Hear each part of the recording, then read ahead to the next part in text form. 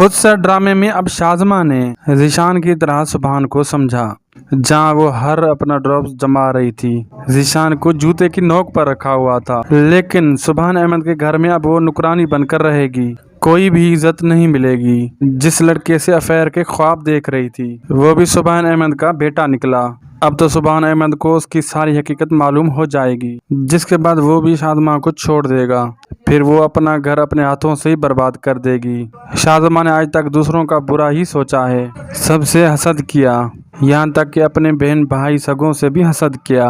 उनकी ज़िंदगी को नर्क बनाने की पूरी कोशिश करती रही। आखिरकार अपना ही घर बर्बाद कर बैठी। शाज़मा जैसी ही लड़कियां होती हैं, ना अपना घर बसने देती है ना किसी और का। और शाज़मा के साथ भी कुछ ऐसा ही हुआ। अब शाज़मा का कोई भी साथ नहीं देगा। शाज़मा अपना घर खुद खराब करने के बाद सर छुपाने के लिए ठिकाना ढूंढती फिरेगी। आप लोगों को ये ड्रामा कैसा लगा कमेंट सेक्शन में ज़रूर बताएं। वीडियो अच्छी लगी तो लाइक करें, शेयर करें दोस्तों से। अल्लाह हाफिज़।